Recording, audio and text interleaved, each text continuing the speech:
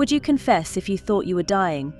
James Brewer, a stroke victim, felt forced to confess to a crime that had plagued his conscience for over 30 years while he lay in bed for what he believed to be his last moments. After having a stroke, local police were called to the hospital bedside where he lay. Then, Brewer allegedly informed them that more than 30 years ago he had shot dead a man he thought was attempting to woo his wife.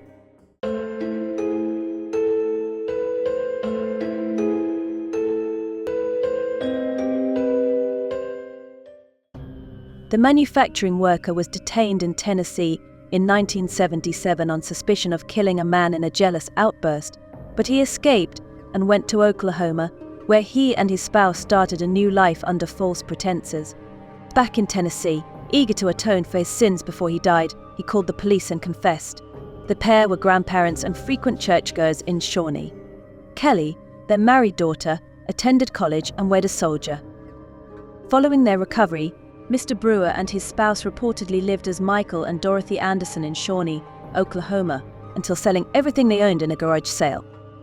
According to detectives, Mr. Brewer, 58, told them he wished to cleanse his soul and depart with a clear conscience to meet his Creator. In an odd turn of events, however, he managed to survive the sickness and is now facing a second murder trial for the death of Jimmy Carroll, his neighbor, whom he believes attempted to woo his wife Dorothy 32 years ago. Brewer allegedly instructed his wife to call Tennessee police and identify him as the suspect who had been detained shortly after Mr. Carroll's murder, but had been freed on bail after he had a stroke earlier this month, according to the police.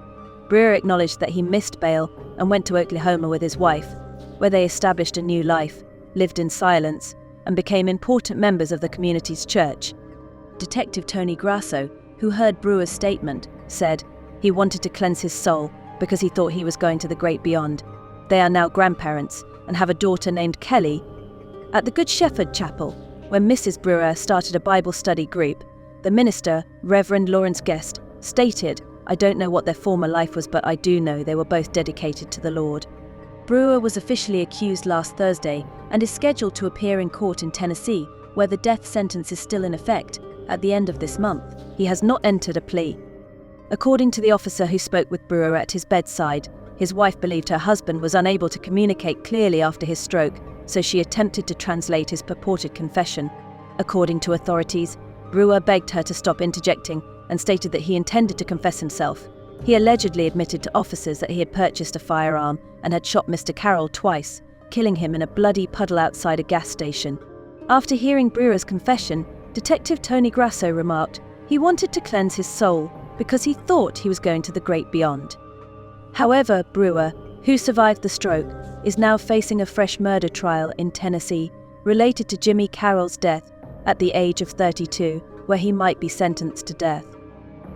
Let's move on to another shocking case of Amanda Hovanek, who killed her husband in an unbelievable way that shook the whole community. The 3 people charged with the death of a U.S. State Department worker have pleaded not guilty to new charges. Jeff Fitzgerald has the story. Amanda Hovanek, Anthony Theodoro, and Anita Green were arraigned on the new charges brought against them from a federal grand jury indictment for the death of Timothy Hovanek. In a shocking case that has drawn national attention, U.S. District Judge James R. Neptune sentenced 37-year-old Amanda Hovanek of Wapakoneta, Ohio, to 40 years in prison. Hovanek entered a guilty plea to multiple offenses, including the distribution of a controlled substance that led to the tragic death of her husband, Timothy Hovanek. On April 24, 2022, Amanda Hovanek injected her husband with M99 potent and banned narcotic known as etorphin, which is approximately 1,000 times stronger than morphine. This fatal act was recorded on the dash camera of Timothy's Volkswagen Tiguan, shortly after he had dropped their 3 children off at Amanda's house. Prosecutors argue that the recording provides critical evidence of Amanda's intent and the violent nature of the act. To both Amanda's mother, Anita Green, and her lover, Anthony Theodoro, were also charged in connection with Timothy Hovanek's death, admitting their involvement in either the murder or the disposal of his body. Tonight, an All-Glaze County woman has pleaded guilty to killing her estranged husband with a drug imported from South Africa. Amanda Hovanek pled to 4 charges involving the drug, which include bringing it to the United States, having possession of the drug, and using it to kill Timothy Hovanek. So this intricate web of complicity complicates the narrative, showcasing a disturbing familial betrayal. The Hovenecks had been in the process of divorcing since Amanda filed for divorce in 2020. During this time, she began refusing her husband visitation rights with their children, despite a court ruling that allowed him access. This contentious custody battle further strained their relationship and set the stage for the tragic events that unfolded. Timothy's career with the U.S. Department of State required the family to relocate multiple times, including a move to South Africa in the summer of 2018. It was there that Amanda met Anthony Theodoro, a South African who would later play a pivotal role in the tragic events. After returning to the US in 2020, Amanda filed for divorce, further escalating tensions within the family. In December 2021, Amanda began denying Timothy visitation with their children, prompting him to file multiple contempt motions against her. A judge intervened in April 2022, granting the children visitation rights and mandating that Timothy be the primary custodial parent for 2 months that summer. On the day of the murder, Amanda initially tried to cover up her actions.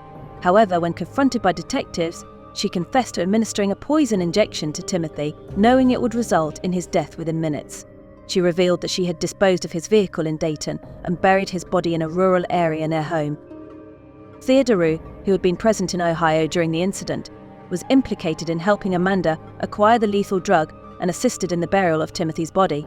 He and Amanda admitted that Anita Green was aware of their plot, but was charged as an accessory after the fact. Green allegedly drove them to the pre-prepared grave site. The investigation led law enforcement to Timothy's abandoned vehicle in Dayton. Dash camera footage from April 24, 2022, revealed crucial moments before the murder. Timothy's dash cam captured video and audio of Amanda Hoveneck allegedly injecting Timothy with a drug after he dropped off their kids at her mom, Anita Green's home. So the footage showed Amanda and her mother waiting outside the house as Timothy returned with the children. Amanda was recorded telling the kids, "I have a surprise for you inside," while Green followed them into the house. Shortly after, Timothy's voice can be heard on the recording, expressing confusion and fear. He exclaimed, "What the hell are you doing? And leave me alone," as Amanda physically struggled with him, ultimately leading to the fatal injection.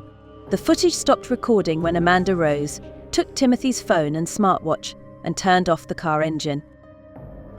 U.S. Attorney Rebecca Lutzko condemned Hoveneck's actions as heartless and cold-blooded, emphasizing the extreme malice displayed toward her husband and the complete disregard for the well-being of their innocent children. "A family's loved one cannot be brought back," Lutzko remarked, adding that she hopes the victim's family can find closure as they navigate the aftermath of this horrific tragedy. The investigation involved multiple agencies, including the Ohio Bureau of Criminal Investigation, the Auglaize County Sheriff's Office, the FBI Cleveland Division, the Lima Resident Agency, and the Lucas County Coroner's Office. Anthony Theodoro pleaded guilty to conspiracy to import, importation, and distribution of a controlled narcotic resulting in death, receiving an 18-year prison sentence and 3 years of supervised release. Additionally, he was ordered to pay $2,108,559 in restitution, a portion of which is to be paid jointly with Amanda Hoveneck, Anita Green. Anita Green, having admitted her role as an accessory in the crimes, was sentenced to 10 years in prison and 2 years of supervised release. The complexities of this case reflect not only the tragic loss of life but also the deep fissures within a family, raising questions about accountability, love, and betrayal in the face of unimaginable circumstances. As the legal ramifications unfold, the affected children are left to navigate a life forever altered by their parents' actions. Thanks for watching Horrible Fates. Subscribe for more dark stories and let me know in the comments what fates you'd like to see covered next.